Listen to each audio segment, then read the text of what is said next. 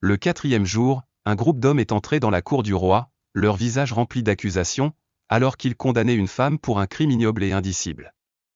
Ils ont affirmé qu'elle s'était livrée à un acte indécent avec un chien, poussé par ses désirs.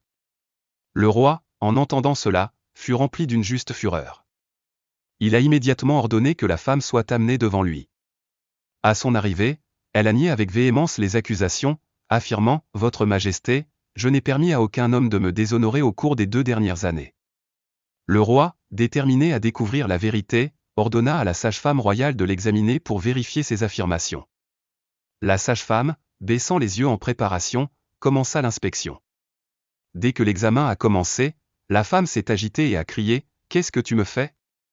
La sage-femme, sans se décourager, la tint fermement et répondit « C'est nécessaire pour prouver votre innocence. » La femme, désespérée de se défendre, a juré par Allah « Ces accusations sont fausses.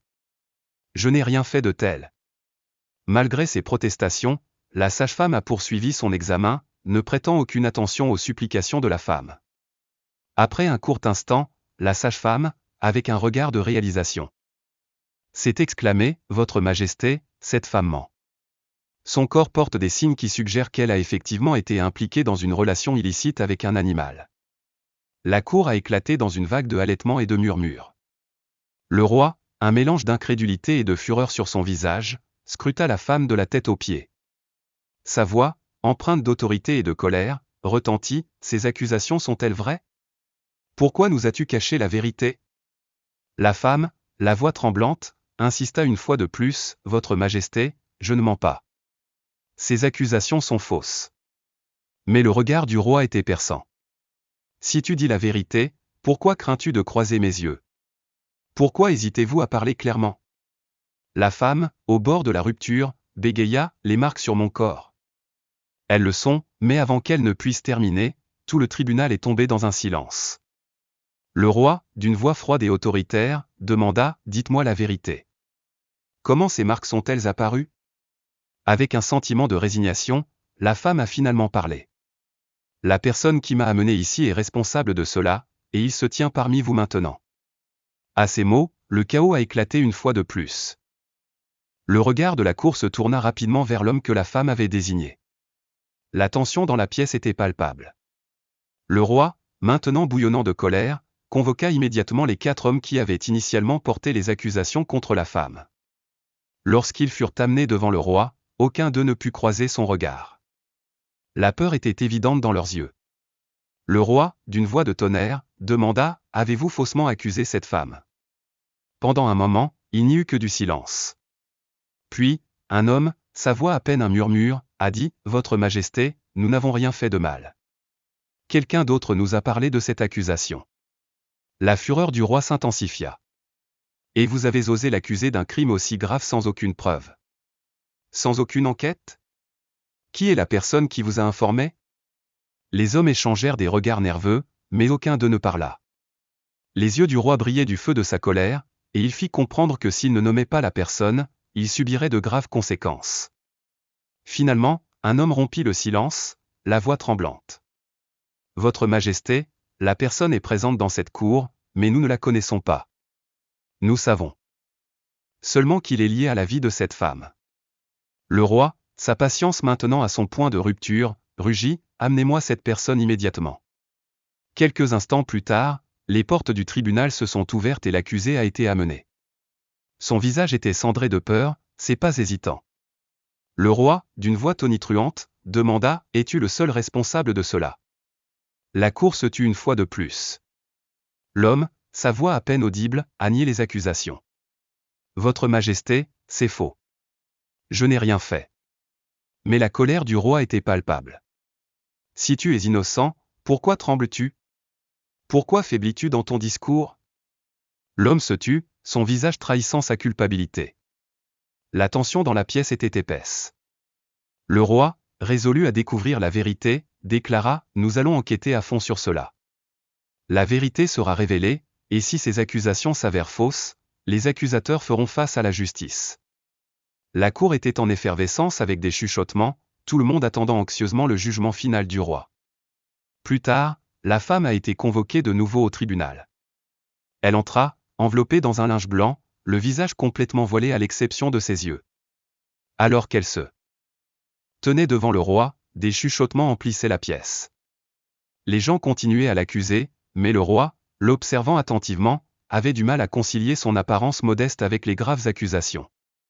Il s'adressa à nouveau à elle, la voix ferme, « Vous êtes accusé d'avoir commis un acte illicite avec un animal. Est-ce vrai? Ces hommes prétendent que vous êtes coupable d'un tel acte. Ne connaissez-vous pas la punition pour un tel crime dans notre charia? L'adultère est puni de 10 ans d'emprisonnement. » La femme, ses larmes coulant librement, ne pouvait pas parler. Le roi, intrigué par son comportement étrange, la regarda en silence, incapable de comprendre pourquoi elle pleurait, plutôt que de se défendre.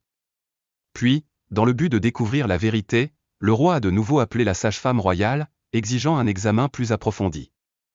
La femme a été escortée dans les chambres pour une inspection plus détaillée. Le tribunal attendait anxieusement le rapport de la sage-femme.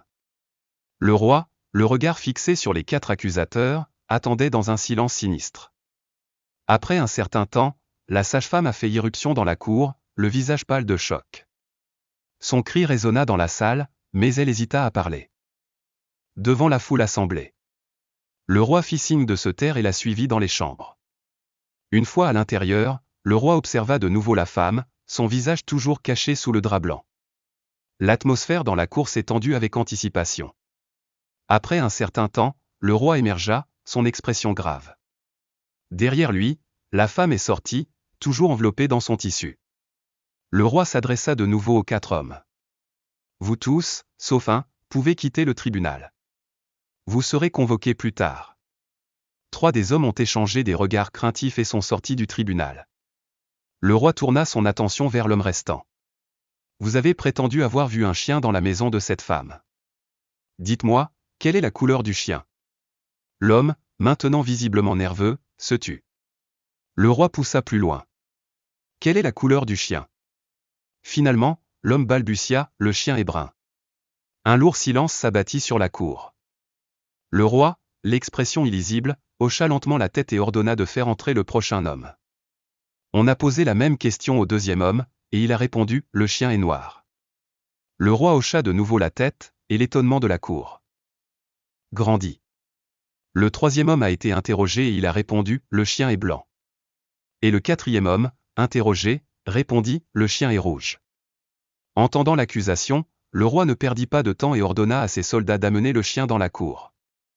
Une fois de plus, les 4 personnes ont été appelées à se présenter devant l'Assemblée royale. En quelques instants, les soldats sont revenus, introduisant le chien. Pourtant, ce n'était pas un chien ordinaire, il n'était pas brun, noir, blanc ou rouge. Au lieu de cela, il portait un mélange de toutes les couleurs, un témoignage de la façon dont Allah l'avait créé. Alors que le chien entrait, les 4 hommes échangèrent des regards inquiets, se chuchotant. Leur visage les trahissait, ils savaient qu'ils avaient été pris dans leur mensonge. Le roi, remarquant le regard de la femme rempli d'impuissance, se tourna vers elle et parla. Vous prétendez que vous n'aviez aucune implication avec ce chien, a-t-il déclaré. Alors expliquez-moi pourquoi ces 4 individus vous accusent d'un crime aussi grave. La femme, la voix ferme mais remplie de chagrin, répondit, Votre Majesté, je n'ai jamais fait de mal à personne. Je vis tranquillement dans ma maison. Je ne sors pas pour rencontrer des hommes et je n'engage pas de conversation avec eux. Pourtant, malgré ma vie paisible, ces gens continuent de m'accuser. Que ai-je fait pour mériter ce déshonneur? Mon mariage n'a duré qu'1 an, puis mon mari est décédé. Depuis, les gens ont exploité ma vulnérabilité. Ces mots flottaient lourdement dans l'air, et la cour se tut. Les yeux du roi se plissèrent en regardant les 4 accusateurs. La voix de la femme trembla alors qu'elle continuait, les larmes commençaient à bien couler dans ses yeux. Je quitte rarement ma maison à moins que ce ne soit absolument nécessaire. Pourtant, ces gens répandent des rumeurs à mon sujet. Vivre seul dans ce monde est difficile. Je n'ai ni le soutien de mes parents, ni de mari, ni de proches parents sur qui m'appuyer. Dans ma solitude, je me suis tourné vers Allah. Je lui ai confié toutes mes frustrations. Bien que j'ai eu de nombreux besoins, je ne me suis jamais tourné vers le péché ou le mal. Je suis resté pieux, et comme les autres ont été témoins de ma dévotion, ils ont commencé à me respecter. Ceux-là même qui ont profité de ma situation ont cessé de le faire. Mais il y a encore ceux qui refusent de laisser les veuves vivre en paix, et ces 4-là en font partie. D'une voix pleine d'émotion, la femme a poursuivi, quand mon mari était vivant, je ne quittais jamais la maison. Il travaillait pour subvenir à nos besoins, tandis que je prenais soin de lui et gérais la maison. Après son décès, je suis tombé malade et je me suis confiné chez moi. J'ai consacré mon temps à la prière et à l'adoration. Un jour, alors que je devais sortir, j'ai trouvé un petit chiot allongé sur la route, gravement blessé. Sans source d'eau à proximité et le chiot haletant de soif, je l'ai ramassé et l'ai ramené à la maison. J'en ai pris soin, je lui ai donné des médicaments et je l'ai nourri avec de l'eau. Lentement, le chiot s'est rétabli et nous avons tissé des liens. Elle fit une pause, recueillant ses émotions. Avoir ce petit chiot avec moi m'a apporté un peu de réconfort. Après mes prières, je parlais au chiot comme s'il s'agissait d'une personne, écoutant attentivement. À partir de ce moment, le chiot est resté avec moi dans ma maison, ne s'aventurant jamais à l'extérieur. Un jour, je devais sortir, et alors que je rentrais chez moi, j'ai vu les 4 mêmes hommes debout au coin de la rue, lorgnant et faisant des remarques grossières. C'était terrifiant. Ils m'ont suivi jusqu'à chez moi. Je me suis précipité à l'intérieur et j'ai verrouillé la porte, entendant leur rire cruel de l'autre côté. Mais le harcèlement ne s'est pas arrêté là. Chaque fois que je quittais la maison, ils se moquaient de moi et faisaient des commentaires ignobles. Sa voix devenait de plus en plus tendue au fur et à mesure qu'elle continuait. Un jour, l'un d'eux est venu à ma porte et a exigé de passer la nuit avec moi. J'étais horrifié. Je lui ai dit derrière la porte, « Je n'ai pas ouvert de bordel ici pour que tu puisses faire de telles demandes. » Les hommes m'ont humilié, mais je n'ai jamais riposté. C'était peut-être mon erreur. Je ne pouvais pas voir le visage de l'homme, mais maintenant je me demande si c'était l'un de ces 4. Le lendemain, un autre homme est venu, m'offrant de l'argent et de la richesse si je voulais passer du temps avec lui. Il a même prétendu m'aimer. Mais quand je lui ai dit que je ne pouvais pas m'engager dans de telles relations, il a admis qu'il était déjà marié avec 4 femmes et a décliné mon offre de mariage. Au lieu de cela, il m'a promis des richesses. Je l'ai repoussé. J'ai eu trop peur pour sortir, a poursuivi la femme, la voix tremblante. Les gens se sont rassemblés devant ma maison, jetant des pierres à ma porte et me traitant de noms terribles. Je ne pouvais plus quitter la maison sans faire face à leur cruauté. Je ne comprenais pas pourquoi ils me traitaient de cette façon alors que je n'avais rien fait de mal. Les larmes coulaient maintenant librement sur son visage, et le roi, ému par son sort, tourna son regard vers les 4 hommes. Ils se tenaient silencieusement, la tête inclinée, mais personne ne parlait. Finalement, l'un des hommes a pris la parole, niant le récit de la femme. Cette femme ment. Rien de tout cela n'est jamais arrivé. Elle invente des histoires. La voix du roi retentit, ferme et autoritaire. Qui ment ici? C'est cette femme ou c'est toi? Ensuite, lorsque le chien a été amené dans la salle d'audience, il est immédiatement devenu clair pour tout le monde, y compris les 4 hommes, que l'apparence du chien ne correspondait pas à leurs descriptions antérieures. C'était un contraste frappant avec les fausses accusations qu'ils avaient portées. La vérité avait émergé, et les hommes ne pouvaient plus nier leur tromperie. Leurs visages rougissaient de honte, et ils se mirent à feindre des larmes, implorant miséricorde. « Votre Majesté, supplièrent-ils, veuillez nous pardonner. » Mais le roi, son expression de dégoût, s'adressa sévèrement à eux. « Vous avez essayé de ternir la réputation d'une femme innocente. Vous devez maintenant faire face aux conséquences de vos actes. Avouerez-vous votre crime, ou devrais-je vous délivrer votre punition ?»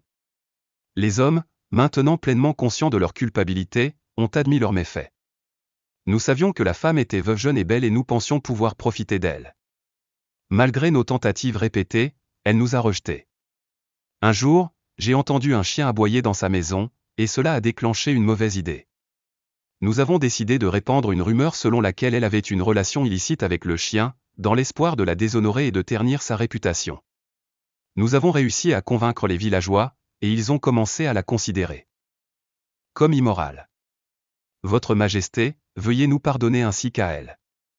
Le visage du roi devint sévère alors qu'il prononçait son jugement. Il n'y a pas de pardon pour un tel crime. La punition pour avoir faussement accusé une femme vertueuse est la mort. Selon la loi islamique, les 4 hommes ont été reconnus coupables et le village s'est rassemblé pour assister à leur punition. Les hommes ont été lapidés à mort en présence de tout le village. Le roi s'est également arrangé pour que la veuve épouse un jeune homme du village, couvrant toutes les dépenses de leur mariage et s'assurant qu'ils avaient un avenir prospère ensemble. Cet incident tragique est un puissant rappel de l'importance de protéger l'honneur d'une femme et des conséquences dévastatrices d'accuser faussement quelqu'un. Cela renforce également la croyance qu'Allah protège les justes et veille à ce que la justice prévale. Que Allah nous protège tous des fausses accusations et nous guide vers la vérité et la justice. Amin.